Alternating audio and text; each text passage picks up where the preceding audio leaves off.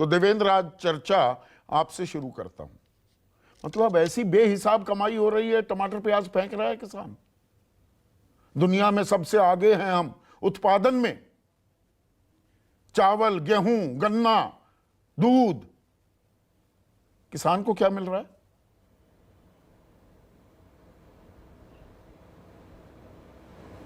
ये आपने बिल्कुल ठीक कहा संदीप जी कि जो कमाई हो रही है किसानों की वो तो दिखनी चाहिए, क्योंकि इस साल जनवरी से कम जितना अध्ययन हम लोग कर रहे हैं उसमें ये बिल्कुल साफ नज़र आता है कि actually there is a blood bath happening on the farm.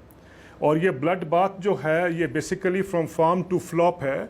और इसका मतलब साफ है कि जिन चीज़ों में हम किसानों को बोलते हैं कि भाई आप डाइवर्सिफाई करिए, आप इन चीज़ों को अडॉप्ट करिए, गेहूं धान के चक्कर से निकलिए या सीरियल्स के चक्कर से निकलिए, उन्हीं में किसी भी क्रॉप को आप ले लीजिए, सबका जो हाल है इस तरीके से ही है जो आपने बताया है। आपने कहा कि टमाटर और प्याज की आपने बात की है। अभी आप अगर आप पंजाब में आ जाएं तो देखें कि यहाँ पर कैप्सिकम, शिमला मिर्च का क्या हाल है। पिछले कई बार ये खबर ये आ चुकी है कि किसानों ने शिमला मिर्च 1 रुपये पे नहीं मिलने पर, दाम नहीं मिला तो उन्होंने सड़कों पर फेंका। अब तो किसान उसको दोबारा रीप्लॉ कर रहे हैं शिमला मिर्च के खेतों में, क्योंकि वो उनको दाम ही नहीं मिल रहा, 3 रुपये से ज़्यादा अधिक दाम नहीं मिल रहा। मैंने एक कोशिश की ये देखने की कि जो जिस तरीके से किसान फेंक रहे हैं, जो दाम उनको मिलता है और जो कंज्यूमर को अपने ट्रेड के बाद में रिटेल ट्रेड जो है ऑफर करती है प्राइस, दोनों का अंतर देखने की बात की कोशिश की है। अगर कैप्सिकम जो है, शिमला मिर्च जो है, अगर 1 रुपये पे उपलब्ध है ट्रेड को, होलसेल ट्रेड में, और वो आम जो उपभोक्ता है उसको अगर 30 रुपये प्रति किलो मिलती है, तो उसका मतलब है कि जो ट्रेड है बीच में उसने 2,900 रुपया कमीशन कमाया है। अगर आप टमाटर की बात कर रहे हैं तो टमाटर जब हम देख रहे हैं कि वो 1 रुपया 2 रुपये पे फेंकता है किसान, और मार्केट में आपको 20 रुपये से कम टमाटर नहीं मिलता है। इसी तरीके से अगर आप देखें कि प्याज का भी यही हाल है कि 1-2 रुपये पे किसान से खरीदा जाता है और वो 20 रुपये से कम नहीं मिलता है। मेरे यहाँ भी जो सवेरे हॉकर्स आवाज़ लगाते हैं तो 100 रुपये के 5 किलो देते हैं। तो कहने का मतलब है कि ये जो बढ़ोतरी है उसमें टमाटर में और उसमें प्याज में देखा गया है कि 900% की ये कमीशन है ट्रेड के बीच पास। तो क्या सरकार देखिए कि होलसेल और सरकार को अंदाजा नहीं है ये हो रहा है, अंतर है। सरकार इस बारे में अनभिज्ञ है क्या? अब आप मुझे ये बताइए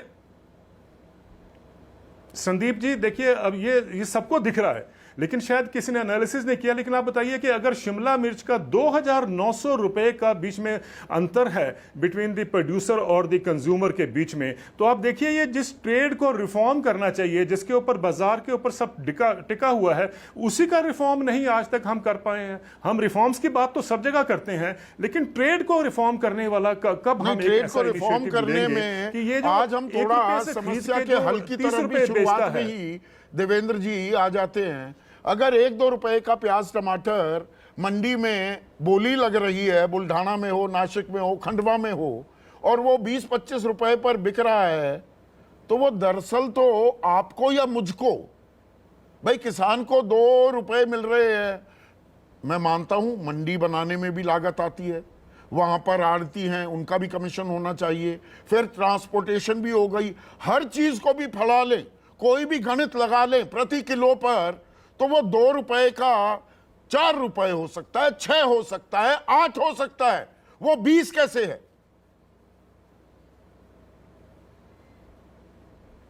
यही बात तो मुझे लगता है कि सबको जानने की जरूरत है, क्योंकि ये ना सोचें कि सिर्फ किसान ही पिस रहा है, यहां पर कंज्यूमर भी पिस रहा है, लेकिन चर्चा का विषय ये नहीं होता कहीं पर भी। अब देखिए बहुत से लोग कहते हैं कि नहीं, जिन कानूनों को आपने रद्द किया था या फोर्स किया था कि इनको वापस लीजिए, अगर वो कानून होते तो आज किसान जो है वो सोने के दाम पर अपना प्रोड्यूस बेच रहे होते। एक ये भी गलत धारणा जो है फैलाई जा रही है। आप देखिए सोशल मीडिया भरा हुआ है, जब भी आप करें बात इसकी कि भाई प्राइसेस गिर गए हैं और किसान फेंक रहा है, तो जवाब ये आता है कि साहब आप ही रिस्पॉन्सिबल हैं। अब इसका भी छोटा सा उदाहरण ले लीजिए। हिमाचल में जो सेब बिकता है, वो सेब बिकता है तकरीबन एवरेज प्राइस है 60 रुपए प्रति उस किलो की, और जो मार्केट में बिकता सुपर मार्केट में वो 200 रुपए 199 रुपीस के हिसाब से अगर आप देखें वो प्राइस कंज्यूमर को देना पड़ता है। अगर आप इसकी मार्जिन देख लीजिए, सिवाय की कंपनी ने उसको खरीद के एक स्टोर में रखा, और वो भी गवर्नमेंट की सपोर्ट उसमें थी जब सपोर्ट बनाने में उसको स्टोर को, उसके बावजूद आप 230% का मुनाफा कमा रहे हैं आप। ये ऑर्गेनाइज रिटेल की मैं बात कर रहा हूं, बड़ी बड़ी कंपनियों की बात कर रहा हूं। तो ये छोटा हो ट्रेडर या बड़ा हो ट्रेडर, दोनों का अगर हम ये बात समझने की कोशिश करें, और ये मैं उन्हीं कंपनियों की बात कर रहा हूं जो चाहती थी कि लॉज भारत में आए, ये कानून भारत में आए, और वो ही उनकी एक्सप्लॉयटेशन आप देख लीजिए। नहीं, इसमें तर्क दूसरा भी है, मंडी में जाकर बाजार में बेच सकता है किसान, वो बेच पाएगा क्या? दाम कहां मिल रहे हैं? जब बाजार तय करने लगता है, बाजार तो सबसे कम कीमत देता है, बाजार ये थोड़ा सबसे ऊंची बोली भी लगाएगा। अब ये आपने जो बात कही है ना कि सबसे ऊंची बोली लगाएगा, इसका एक और अच्छा उदाहरण ये है कि कुछ दिन पहले जो क्लस्टर फार्मिंग में पंजाब में एक चिली मिर्च के ऊपर उन्होंने बताया कि फिरोजपुर की जो बेल्ट है वहां पर हमने किया और इतना अच्छा किसानों को फायदा हुआ। अभी हम बात कर रहे थे आज कल परसों, अगर आप देखें तो वहां के किसानों ने, उनको दाम नहीं मिला, तो उनको जो मिलना चाहिए था उन्होंने अपनी एक कोऑपरेटिव बनाई है, और वो चैलेंज कर रहे हैं कि हमारा जो कोऑपरेटिव है जिसमें हम 28 रुपए से लेकर 34 रुपए तक किसानों को जो है उसको दाम दे रहे हैं। अब उनको समझ आया है कि भाई हम जब तक अपनी कोऑपरेटिव नहीं बनेंगे, चाहे वो रिटेल ट्रेड हो या ऑर्गेनाइज्ड हो, कंपनियां हो, सबके सब किसानों को मार रही हैं।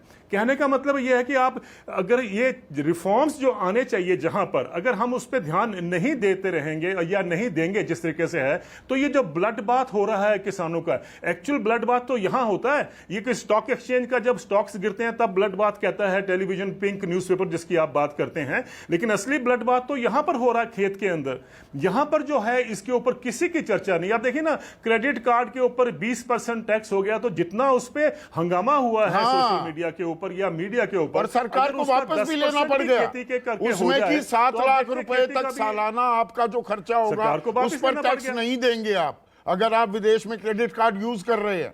सरकार तुरंत रिस्पॉन्ड भी कर सकती है, पर यहां कहां है वो रिस्पॉन्स? वो पीएलआई कहां है? प्रोडक्शन लिंक्ड इंसेंटिव कहां है? पैदावार ज्यादा हो गई, चलिए पैदावार कई बार आपने बहुत ज्यादा पैदा कर दिया तो डिमांड उतनी है नहीं, सप्लाई ज्यादा हो गई, तो सीधी सीधी इकोनॉमिक्स कहती है कि दाम गिरेंगे। तो यहां इनके लिए पीएलआई कहां है देवेंद्र शर्मा? ये जो पीएलआई की आपने बात की है, इसमें 17,000 करोड़ रुपीस की पीएलआई दी गई है, और ये सारी प्रोडक्टिविटी लिंक्ड या प्रोडक्शन लिंक्ड जो इंसेंटिव है, ये एक्चुअली किसानों को, हमने बहुत बार ये कहा है कि ये किसानों को पहले इसका उनका हक बनता है, उनको पीएलआई मिलनी चाहिए। उसकी तो कोई बात नहीं होती, ये वही क्रेडिट कार्ड वाली बात है कि 20% टैक्स को सरकार ने एकदम उसको वापिस ले लिया, लेकिन जहां खेती की बात होती है तो उनको शायद पता भी नहीं होता कि ये इतना बुरा हाल हो रहा है किसान का। ये दुर्दशा है हमारे देश में जिसको हम इग्नोर करते आए हैं।